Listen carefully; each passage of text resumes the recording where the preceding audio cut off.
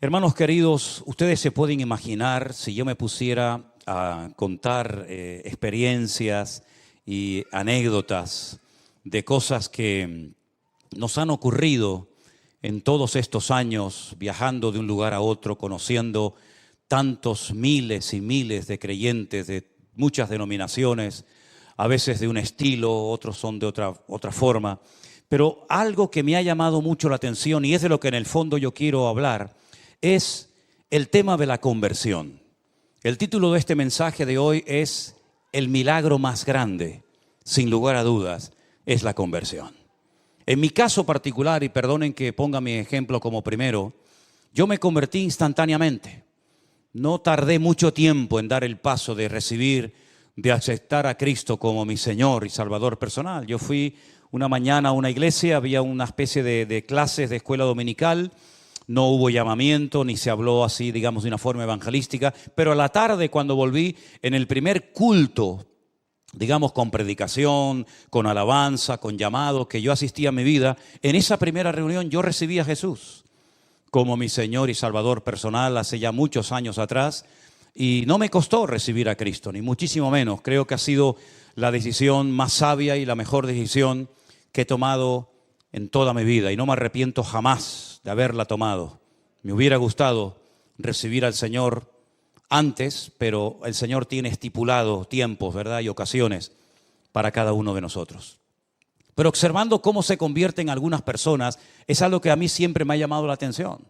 Porque hay, por ejemplo, personas que se han convertido, no muchos, he conocido algunos, solos. Leyendo a lo mejor la Biblia o en la habitación de su casa, poniéndose de rodillas y pidiendo perdón por sus pecados o como sea, se han convertido solos, sin que nadie les predicara, sin ir a ninguna iglesia, sin escuchar a ningún pastor predicar, solos en su casa o en su coche o donde sea, se han convertido al Señor. No es lo común, no es lo habitual. La Biblia dice, ¿cómo creerán si no hay quien les predique? ¿Verdad? Pero hay personas que se han convertido solas. No sé si aquí en esta tarde entre nosotros o en casa viéndonos en sus hogares hay alguna persona que puede decir, sí, yo me convertí solo o sola, ¿no? Pero ya digo, no es lo normal.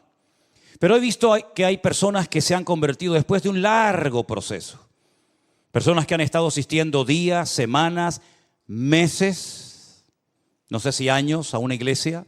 Y al final, después de haber escuchado docenas de sermones, de haber cantado muchas canciones y de haber oído muchos testimonios, finalmente toman el paso de aceptar al Señor Jesús como su Salvador personal, ¿verdad? Sin embargo, hay otras personas como yo que lo hicimos instantáneamente, y hay otras personas que se han convertido, pero les ha costado. Han tenido que tocar fondo, lo han perdido ya todo, menos la vida. Han perdido el trabajo, han perdido la familia, han perdido salud, han perdido prácticamente todo. Y al final, cuando ya no les queda nada, es cuando deciden por fin definitivamente recibir a Jesús y darle una oportunidad en su vida, ¿no? También he conocido personas que se han convertido por miedo. Me explico. Miedo ante la condenación eterna, miedo ante el juicio venidero, miedo ante estar eternamente excluido de la presencia de Dios, y por temor, ¿verdad? Por miedo, ese miedo sano y reverente, han decidido cambiar de vida y seguir a Cristo todos los días de su vida, ¿verdad? Dice la Biblia que el principio de la sabiduría es el temor a Dios. Pero en ese mismo libro de Proverbios hay otro versículo que se parece mucho, que dice que el principio de la sabiduría es aborrecer el mal. Y hay gente que, viendo la mala vida que han llevado, los malos caminos y las pésimas decisiones que tomaron en su vida, por temor a condenarse, por temor a perderse, pues deciden al final dar el paso. Sea como sea, para mí el ver a una persona convertida, para mí es el milagro más grande de todos los que uno puede experimentar en la vida. Porque es el único milagro que Satanás no puede imitar. Otros milagros sí los puede, y de hecho a veces los imita. Pero el milagro de la conversión, el transformar una vida, el diablo, ese milagro, no lo puede experimentar. No lo puede hacer que otra persona tenga esa experiencia si realmente no ha aceptado al Señor. Ahora, toda verdadera conversión tiene que tener tres elementos fundamentales. Yo los voy a mencionar y a continuación se los voy a explicar para que queden bien claros estos conceptos. Toda verdadera conversión tiene que tener justificación, regeneración y adopción. Empecemos por la primera. La justificación es la palabra que se emplea en la Biblia para decir que el pecador ha sido declarado justo, limpio de pecado, como si nunca hubiese pecado, borrón y cuenta nueva. Si prefieres utilizar el término nacer de nuevo, lo puedes hacer. Dice la Biblia en Romanos capítulo 5 que justificados pues por la fe tenemos paz para con Dios por medio de nuestro Señor Jesucristo. Dios no justifica al pecado, lo que justifica es al pecador arrepentido. Ser declarado justo, presentarte delante de Dios sin tener que avergonzarte una vez que le has recibido y aceptado como tu Señor y Salvador personal. Saber que eres libre de toda condenación, como dice la Biblia, de modo que si alguno está en Cristo, nueva criatura es. Las cosas viejas pasaron, y aquí todo es hecho nuevo. Y ahora no hay ninguna condenación, ninguna, hermanos, ninguna, para los que están en Cristo Jesús. Los que no andan conforme a la carne, evidentemente, sino conforme al Espíritu. ¿Saben lo maravilloso es que ser libre de toda condenación y poder orar, poder cantar a Dios, poder honrar al Señor, sabiendo que todos mis pecados han sido perdonados por el amor de Dios? ¿No es maravilloso, hermanos? ¿No es maravilloso? ¿No se merece un fuerte amén el Señor? Y un aplauso también, ¿por qué no? Es una maravilla. Libres, libres, aleluya. Qué maravilloso es la libertad, ¿verdad? Terrible el libertinaje, pero la libertad gloriosa que tenemos ahora en Cristo es realmente un privilegio. Eso es ser justificado, eso es lo que conocemos como la justificación. Pero la regeneración es el cambio tanto instantáneo como progresivo que se lleva a cabo en una vida que ha nacido de nuevo. Está claro que nuestros pecados son perdonados instantáneamente, pero nuestra vida no cambia instantáneamente. Entramos en un largo proceso, ¿verdad?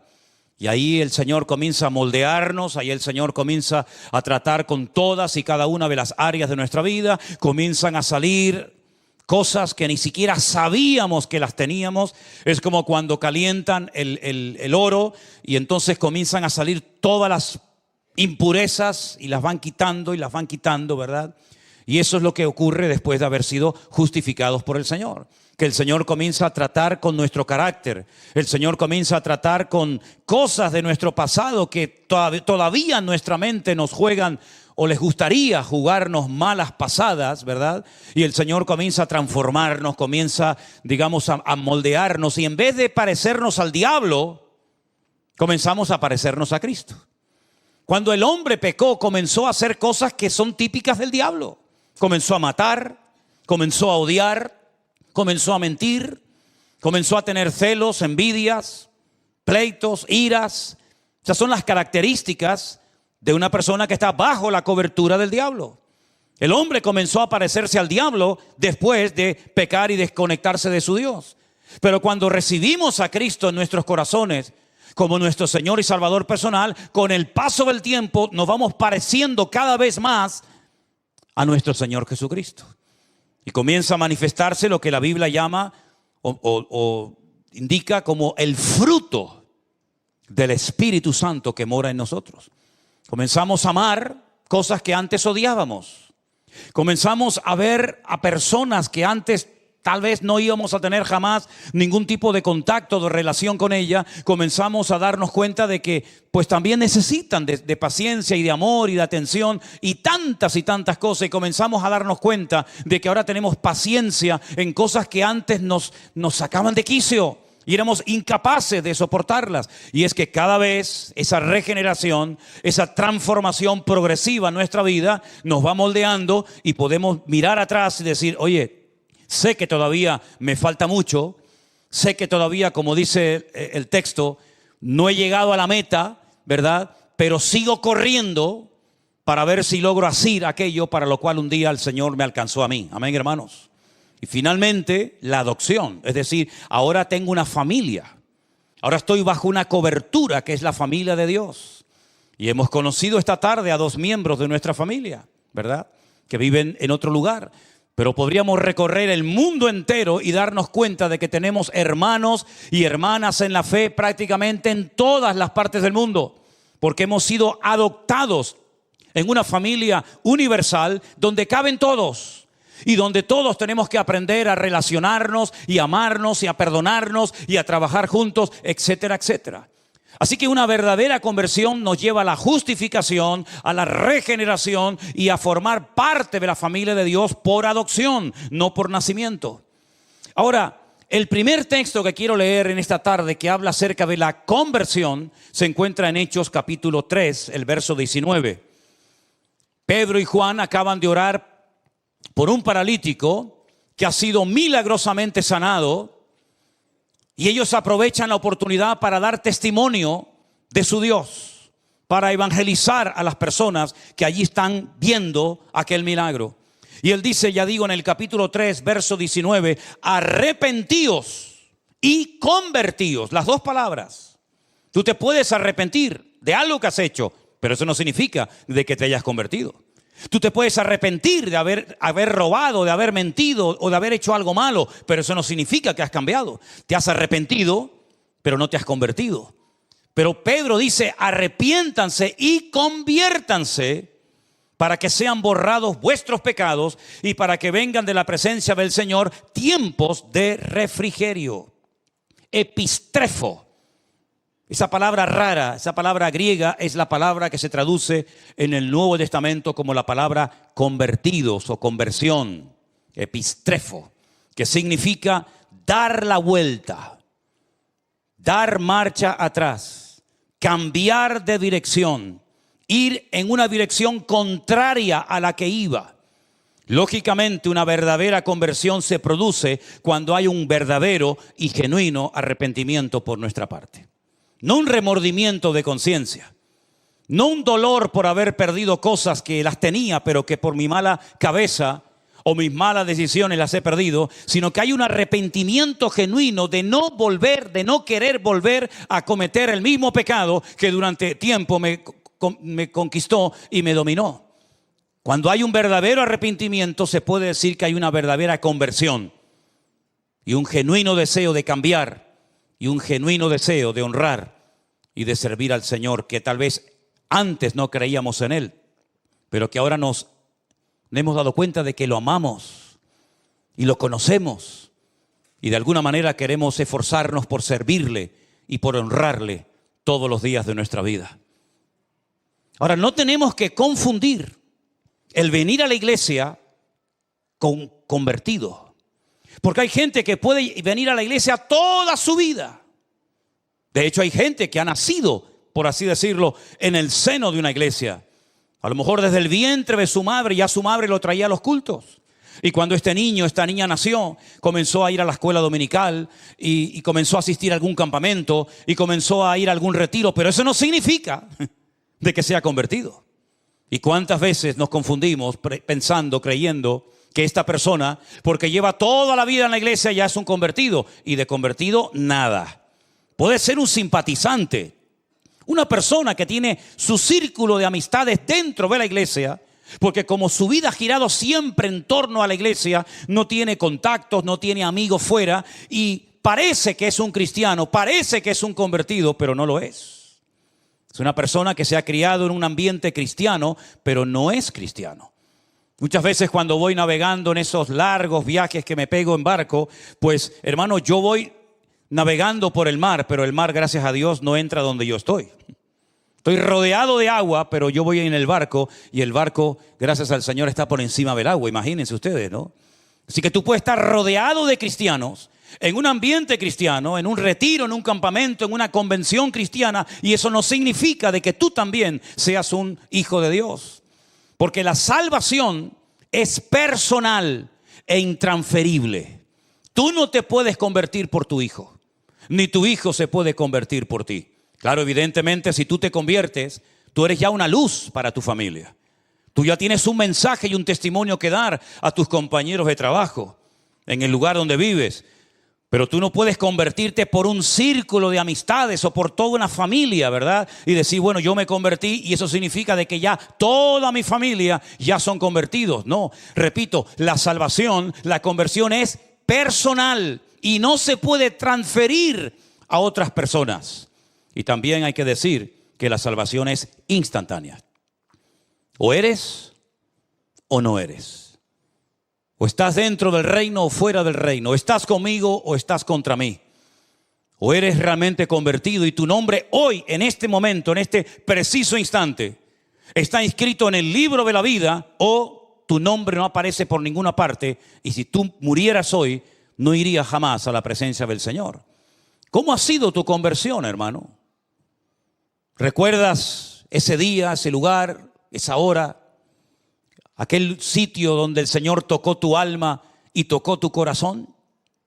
Vamos a leer algunos versículos en esta tarde donde aparece esta palabra epistrefo, que significa convertirse. Vamos a ver las distintas traducciones que le han dado a lo largo del texto bíblico. Por ejemplo, en el Evangelio de Mateo, el capítulo 18, el verso 3, 18 de Mateo, el versículo 3, hay unas palabras muy interesantes del Señor Jesucristo, cuando le dice a las multitudes, de cierto os digo, que si no os volvéis y os hacéis como niños, no entraréis en el reino de los cielos. Es decir, la actitud para poder ser salvo, la actitud para tener una genuina y verdadera conversión es fundamental. Una persona con soberbia, una persona arrogante, una persona que se cree que lo sabe todo, que no necesita de nada ni de nadie, difícilmente esa persona llegará a una convicción de pecados y pedirá perdón al Señor. Algo muy habitual, y precisamente me pasó, para no ir más lejos, esta semana, el jueves, mientras ustedes estaban aquí escuchando el mensaje de nuestro hermano Jerónimo que predicó. Yo estaba fuera hablando con una persona y cuando comienzo a hablarle, lo primero que me dice como para escudarse, ¿no? Como para decir, cuidado que ya te he dicho lo que soy, dice, yo soy católico. Y le dije, ¿usted es católico? Y dice, sí. Digo, ¿de verdad? ¿Pero practicante? ¿Se confiesa habitualmente? ¿Va a misa? ¿Acepta la autoridad del Papa sobre su vida? ¿Es usted un buen idólatra? ¿Reza usted el rosario? El Dios te salve María, llena eres de gracia, el Señor es contigo, bendito, todo eso. ¿Es usted un buen católico? Me dice, bueno, no. Digo, entonces permítame que le diga, usted no es nada. Y me dice, es verdad, yo creo que no soy nada. Digo, ya nos estamos entendiendo. Digo, mire, ¿sabe por qué usted dice que es católico? Porque unos señores de España, hace muchos siglos atrás, se fueron allí y les conquistaron a ustedes. Y después de irse y de volver a sus tierras, después de haberse llevado todo lo que pudieron y más, o usted no lo hubiera hecho. Usted no lo hubiera hecho, ¿verdad? Claro, ya. Dejaron una religión allí, muerta y vacía, que no servía aquí, pero la dejaron allí. Y por eso usted es católico. Pero si en vez de haber ido los españoles hubieran ido, por ejemplo, los musulmanes, usted entonces seguramente hoy estaría rezando de cara a la Meca y estaría con un Corán debajo de su brazo. Usted no eligió la religión lo eligió a usted. Y no fue algo que usted decidió seguir o aceptar, sino fue algo que le impusieron a usted casi desde el vientre de su madre. Es decir, cuando una persona cree que por ser católico o miembro de una iglesia, sea esta o cualquier otra, ya es salvo, convertido, se equivoca rotundamente. Porque la conversión no pasa por una denominación. La conversión no pasa necesariamente por ser miembro de una iglesia, llámese como se llame, sino la conversión es un encuentro. Es una experiencia personal con Cristo. Yo me arrepiento, yo reconozco que soy un pecador. Yo reconozco que me he equivocado. Eso de que no, yo siempre he creído. No dudo de que usted siempre haya creído. Pero déjeme que le recuerde a alguien. El más creyente del mundo, el que nunca ha dudado de la existencia de Dios, el que cree que los 66 libros de la Biblia, desde el Génesis 1:1 hasta la amén de Apocalipsis, es palabra de Dios. El que cree en el Padre, en el Hijo, en el Espíritu Santo, el que cree en el cielo, en el infierno, el que cree en las parábolas, las profecías y las promesas, el que nunca jamás ha dudado de la existencia de Dios, es nada más y nada menos que un caballero llamado Satanás, el diablo. Porque Satanás no es un ateo. Porque la Biblia dice que para ser ateo hay que ser necio. Eso lo dice la Biblia. Y Satanás de necio no tiene nada. Satanás es acabado en hermosura, el sello de la perfección y lleno de sabiduría. Dice la Biblia que Dios así lo creó. Y díganme ustedes si Satanás va a pasar la eternidad en la presencia del Señor junto con su amada iglesia. ¿Usted cree en eso? Pero si es un creyente. Si jamás ha dudado de la existencia de Dios. Es que creer sí es importante, pero no es suficiente. No hay ningún mérito en decir yo creo en Dios. Yo he creído toda mi vida y ¿quiere que ahora le toquemos una música especial y le hagamos una fiesta por haber creído en Dios? No hay ningún mérito en haber creído en Dios. El mérito no está simplemente en creer. El mérito está en confesar que ese Dios en el cual creo, a partir de hoy va a ser mi Señor, mi Salvador, mi cobertura, mi amo, mi dueño y mi todo. Y yo le rindo a Él mi vida y entonces es cuando comienzo a experimentar el gozo de la salvación, porque uno no nace salvo y luego con el paso del tiempo se condena, sino que uno nace condenado y hay un momento puntual en la vida en el que tú te conviertes y experimentas el nuevo nacimiento. Y de nada sirven las teorías. Un hombre principal entre los judíos que se sabía muchos libros de memoria de la Biblia, más que cualquiera de nosotros, le dijo al Señor: Señor, sabemos que has venido como maestro, porque nadie puede hacer las señales que tú haces si no está Dios con él. El Señor se le queda mirando y le dice: mira, Nicodemo, escúchame una cosa. Si tú no naces de nuevo, tú no puedes ni ver ni entrar en el reino de los cielos. Ni ver ni entrar. Me llama mucho la atención esos dos verbos. Porque podía haber dicho: podrás ver el reino, podrás ver la gloria, pero no entrarás en ella. ¿Por qué le dijo ni ver ni entrar? Porque ellos casi reverenciaban al que llaman Moshe Rabenu. Moisés es nuestro maestro. Y se dirigen a él con un respeto tremendo, ¿verdad? Y ellos saben perfectamente que Moisés no entró en la tierra prometida, pero vio la tierra prometida. La vio desde la frontera de lo que llamaríamos hoy en día Jordania. El Señor le dijo: no vas a entrar, te lo he dicho, pero te voy a permitir ver la hermosura de la tierra prometida. Y dice que milagrosamente le permitió ver toda la tierra de Canaán, toda la tierra que fluye leche y miel, pero no entró en ella. Pero en el caso tuyo, Nicodemo, toda la Torá que te sabes de memoria, todos los 613 mandamientos que has aprendido de memoria desde tu más tierna infancia, toda tu circuncisión y todo lo que te sabes de memoria no te va a servir ni siquiera para ver el reino si no naces de nuevo. Así que tienes que nacer de nuevo para poder ver, para poder entrar y para poder disfrutar de ese reino. Y lo dejó planchado porque no entendía nada. Y le dice: pero esto es imposible. Pero lo que me estás proponiendo es que me vuelva otra vez a meter en el vientre de mi madre y nacer de nuevo. Yo no puedo hacer eso. No hay nadie que pueda hacer eso. Y el Señor le explica que no es ese tipo de nacimiento, ¿verdad? Sino es el nacimiento espiritual, ese encuentro con Cristo, ¿verdad? Y como he dicho en varias ocasiones, si tú has nacido una vez, vas a morir 2 veces. Pero si tú has nacido 2 veces, solamente vas a morir una sola vez. Algunos dirán: no entendí nada.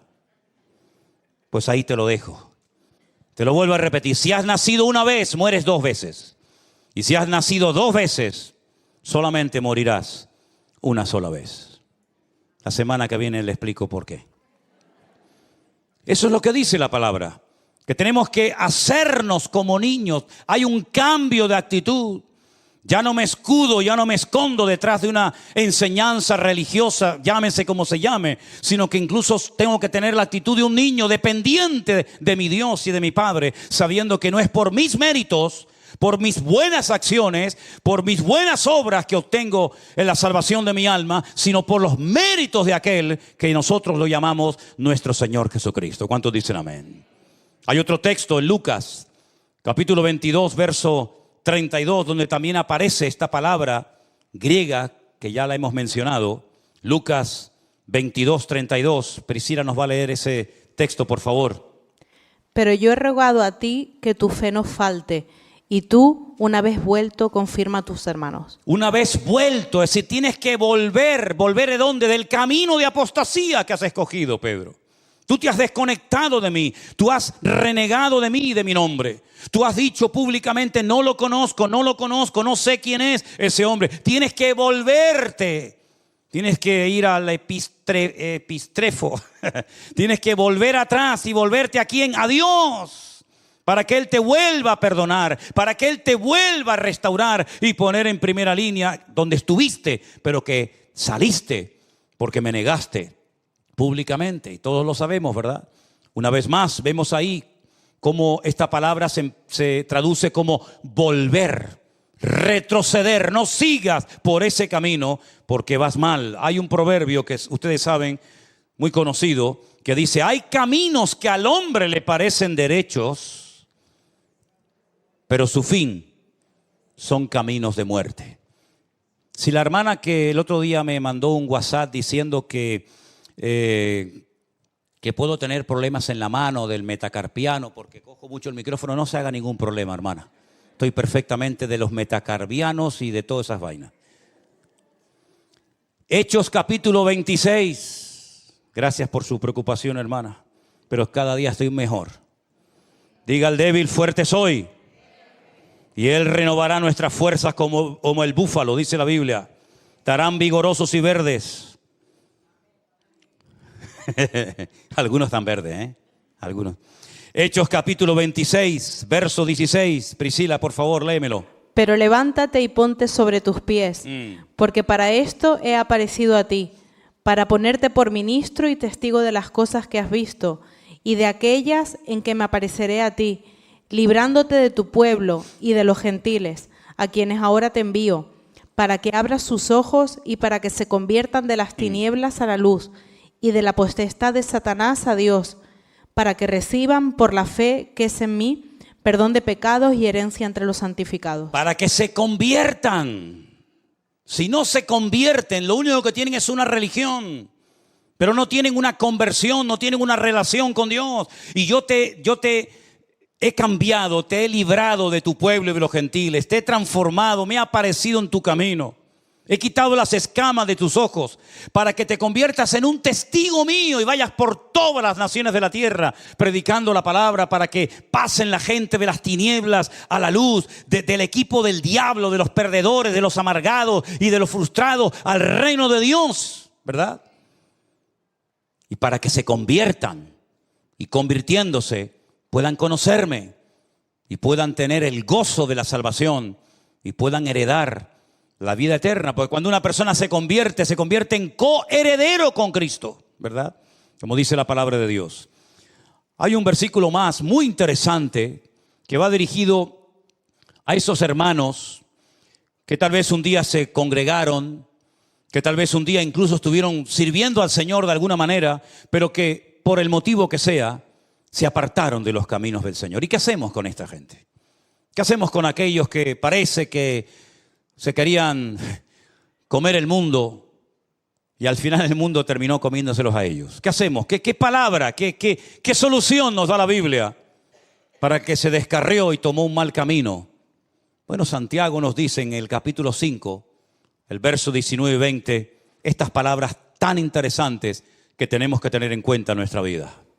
Hermanos, si alguno de entre vosotros se ha extraviado de la verdad y alguno le hace volver, sepa que el que le haga volver al pecador del error de su camino, salvará de muerte un alma y cubrirá multitud de pecados. Luego existe la posibilidad de que un hermano tome un camino equivocado. Existe la posibilidad de que un hermano se salga del camino correcto y vuelva atrás, se descarríe, cual hijo pródigo.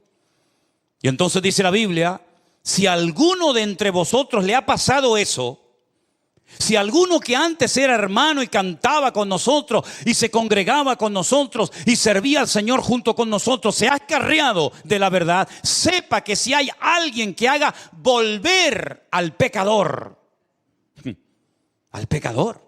del error de su camino, le salvará el alma y cubrirá multitud de pecados.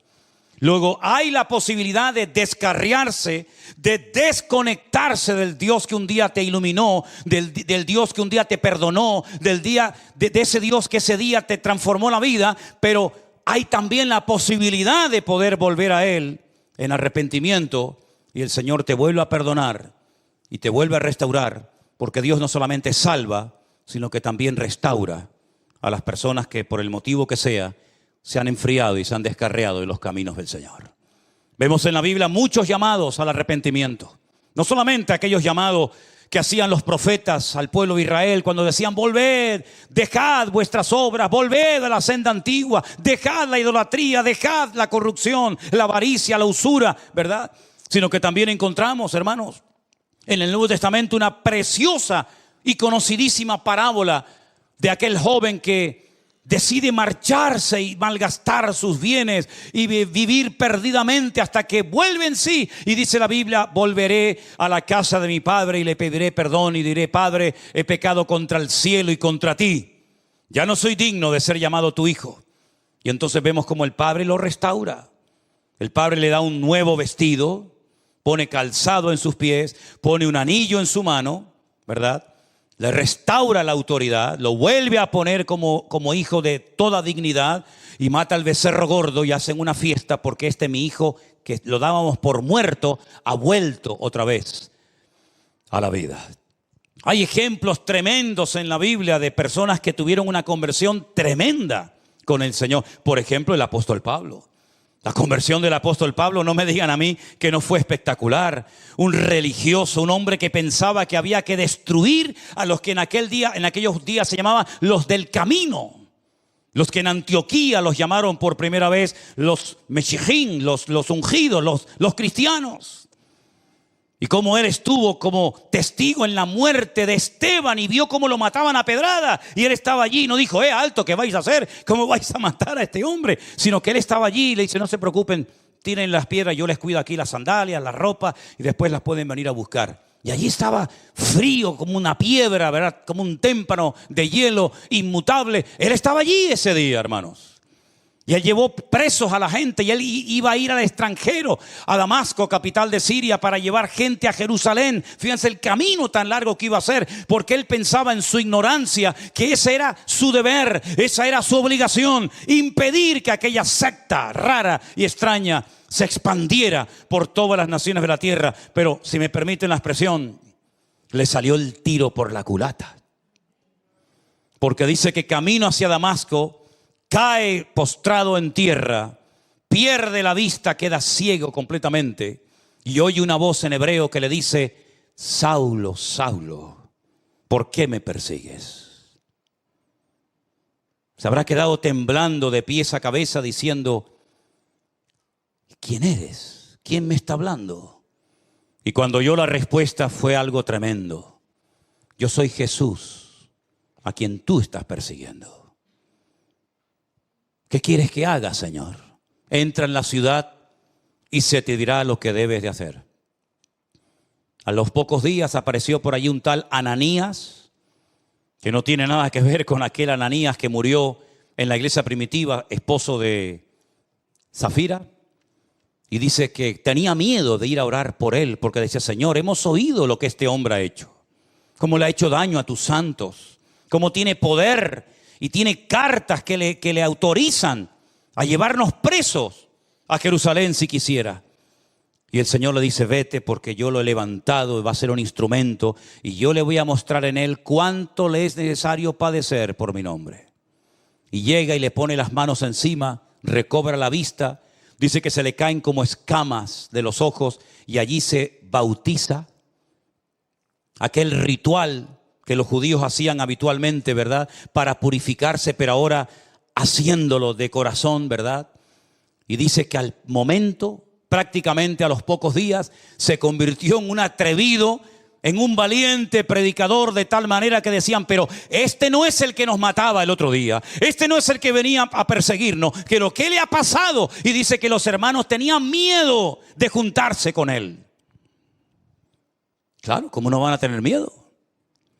Pero sin embargo, un hermano llamado Esteban dijo: ven, Pablo, ven, yo te voy a presentar a los hermanos. Hermanos, no tengan miedo, les presento aquí a nuestro hermano Saulo de Tarso, que a partir de ahora se va a cambiar el nombre, se va a llamar Pinjas o Pablo, y él es un hermano nuestro en la fe.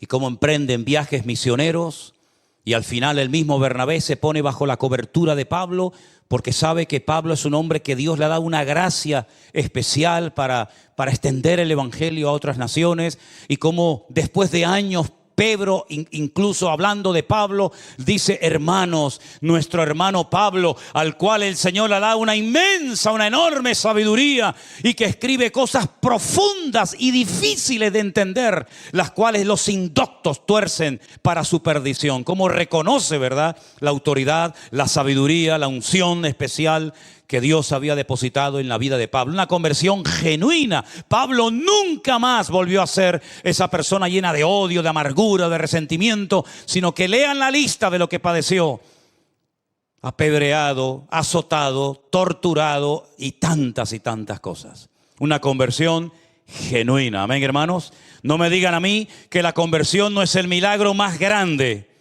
de todos los que podemos observar a lo largo de nuestra vida.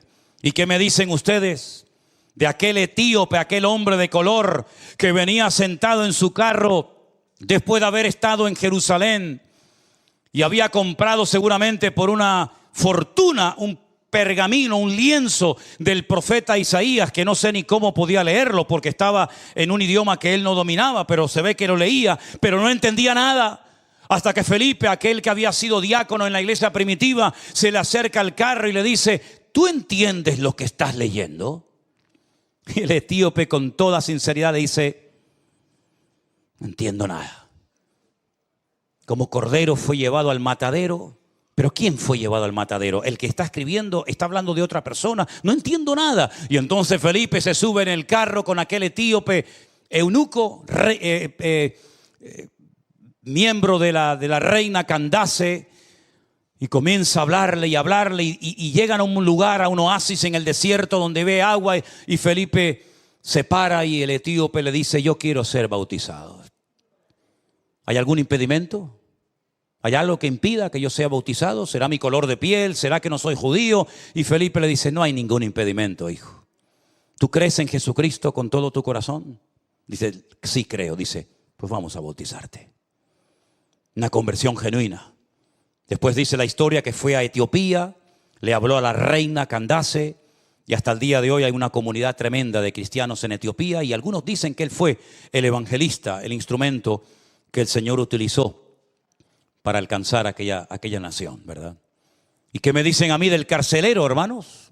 El carcelero que vivía en la ciudad de Filipo, ¿no tuvo una conversión tremenda a medianoche? Mientras había un terremoto tremendo en la cárcel que dice que las cadenas que tenían los presos se caían y las puertas de la cárcel se abrían, y cuando aquel hombre se iba a quitar la vida en medio de la oscuridad de la noche, después de haber oído cantar a Pablo y a Silas, después de haber sido previamente torturado, dice: señores, ¿qué tengo que hacer para ser salvo? Y Pablo le dice: cree en el Señor Jesucristo y hoy mismo serás salvo tú y toda tu casa. Y él fue capaz de transmitir esa conversión, ese cambio genuino, dejando su idolatría, su paganismo, y llevando a toda su familia esa misma noche en una cárcel. Miren qué culto tan interesante. El sermón: cree en el Señor Jesucristo y serás salvo tú y tu casa. Congregación, cárcel de Filipo, predicador, Pablo y Silas. Resultado: bautizados toda una familia. Un culto espectacular, Y se convirtió aquella noche. Un hombre que había recibido el mandato de custodiar en el calabozo más profundo y más oscuro de aquella mazmorra. Esa misma noche el carcelero se convierte y se bautiza junto con toda su familia. ¿Te das cuenta cómo es importante la conversión y no solamente el creer en Dios? ¿Te das cuenta cómo sin conversión no hay salvación? ¿Te das cuenta cómo la conversión tiene que ser personal? Y hay un momento en tu vida en el que tú tienes que tomar tu propia decisión. No papá, ni mamá, ni el abuelito, ni la abuelita, sino tú tienes que decir: ¿qué voy a hacer con Jesús? Después de escuchar su palabra y después de entender el evangelio. Y si una característica yo creo que positiva y buena tiene esta congregación, es que aquí se entiende la palabra que se predica. No tienen que salir en medio de una predicación Estos hermanos que a veces se levantan es porque me imagino que quieren ir al baño.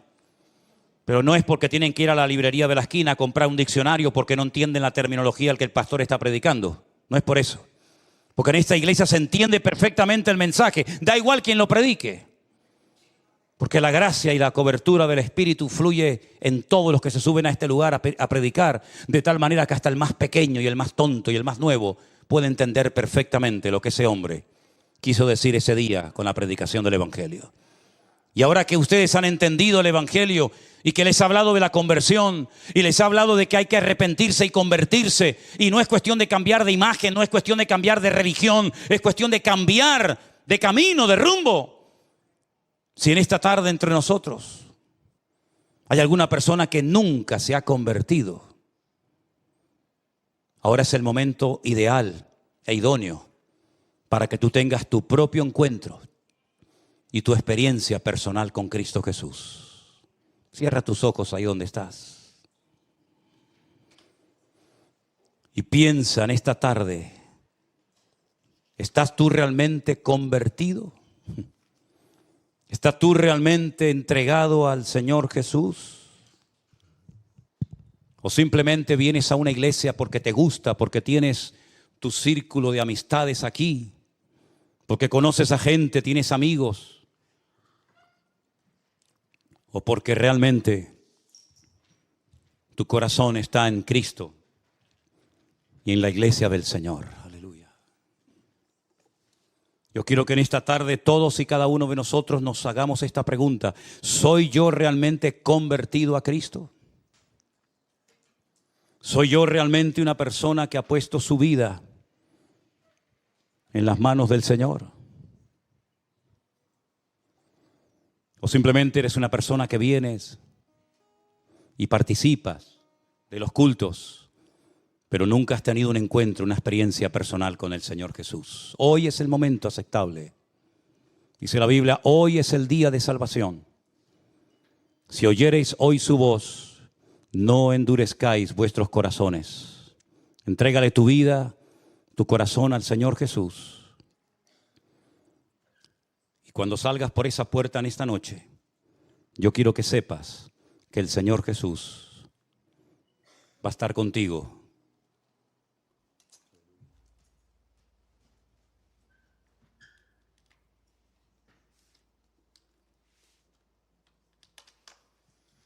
Aleluya. Gracias, Señor Jesús. Te adoramos, oh Dios. Gracias, Padre, por tu presencia. Gracias, oh Dios. Gracias por tu amor, Señor infinito. Si hubiera entre nosotros en esta tarde o ahí en la casa donde estás escuchando este culto, alguna persona que no se ha convertido a Jesús, pero tú hoy le quieres entregar tu vida a Él, yo te animo a que lo hagas. Y te pongas de pie y le digas, Señor Jesús, yo te recibo en mi corazón como mi Señor y Salvador personal. ¿Hay alguien entre nosotros que le quiere entregar su vida a Jesús? ¿Que quieres tomar este paso? Póngase de pie, no tenga ningún temor. Y entrégale su vida al Señor Jesús. Gracias, Señor. Gracias, mi Dios. Gracias. No es el momento de volver atrás, no es el momento de abandonar. Sigue adelante, mirándole a Él. Pronto llegaremos al hogar, olvidando lo que queda atrás, extendiéndome a lo que está delante, prosigo a la meta del llamado de mi Dios. Con paciencia llegaremos al hogar. Ponte de pie conmigo en esta noche, hermano, y vamos a cantar esta alabanza nueva que salga de lo más profundo de nuestros corazones. No es el momento de volver atrás, no es el momento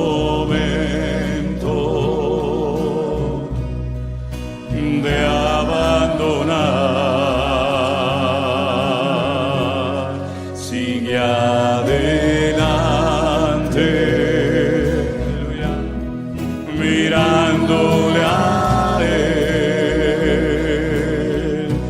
Pronto llegaremos al hogar, olvidando lo que queda atrás, extendiéndome a lo que está delante, prosigo a la meta,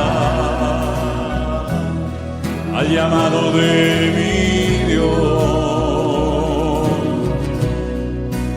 Con paciencia llegaremos al hogar.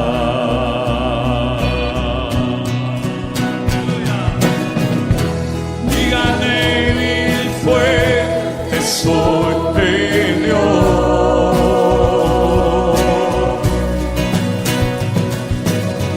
En Cristo yo soy más que vencedor.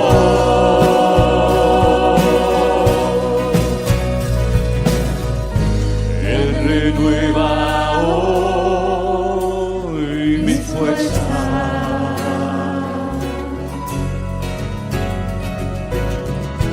Hay victoria en el nombre del Señor.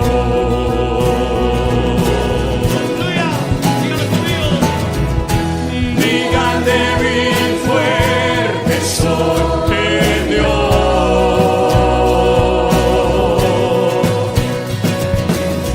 En Cristo yo soy más que vencedor.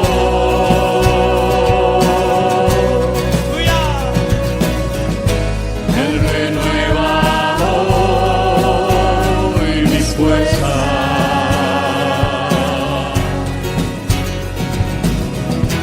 Hay victoria en el nombre del Señor. Aleluya, te alabamos, Jesús. ¿Cuántos quieren seguir al Señor hasta la meta? Aleluya, hasta el final. Sé fiel hasta la muerte y yo te daré la corona de la vida, dijo el Señor. Aleluya, dilo conmigo. No es el momento de volver atrás, no es el momento de abandonar. Sigue adelante, mirándole a Él. Pronto llegaremos al hogar, olvidando lo que queda atrás, extendiéndome a lo que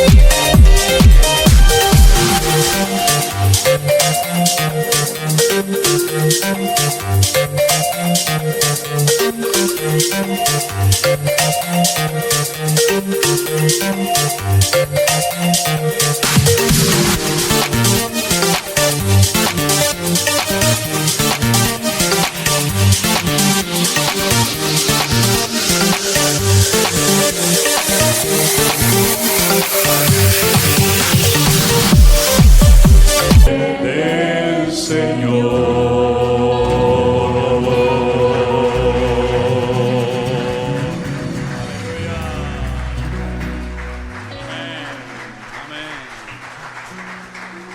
Aleluya. Gracias, Señor. Gracias, Señor. Aleluya. Qué promesas tan maravillosas tenemos todos, ¿verdad? No son promesas para unos poquitos, sino son promesas para todos los que hemos creído y recibido a Jesús en nuestros corazones. Así que vamos a creer en cada una de ellas, aplicarlas a nuestro diario vivir y a salir por esas puertas con las fuerzas del búfalo en el nombre del Señor. Amén, hermanos. Abraza a tu hermano, dile, hermano, Dios te bendiga. La paz del Señor sea contigo en esta noche. Que el Señor te guarde de todo peligro y de todo mal. Los hermanos que nos van a ayudar con la ofrenda, si pueden pasar, por favor.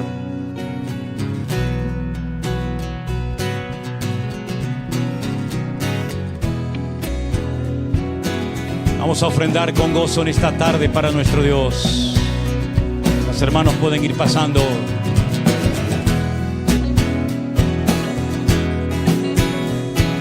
¿Hay algún débil que está en esta tarde entre nosotros? Pues esta promesa es para ti. Vamos a declararla en el nombre de Jesús. ¡Aleluya!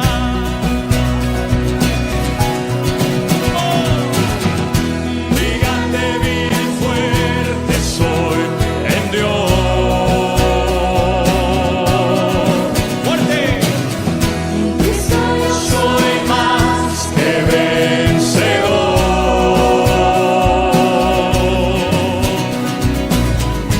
Él renueva hoy mis fuerzas.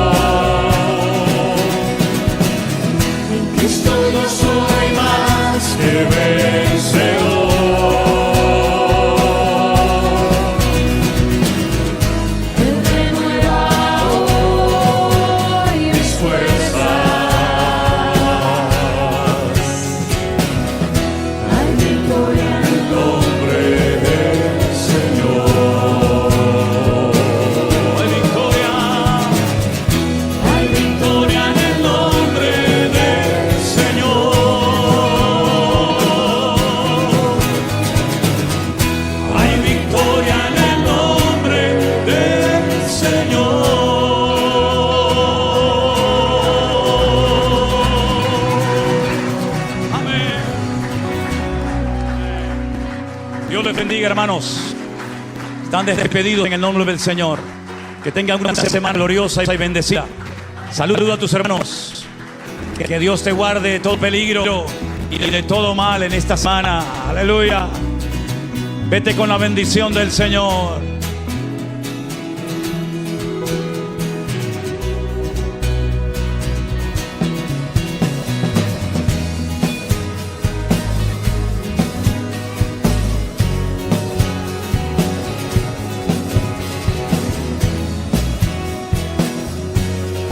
Aleluya. Santo.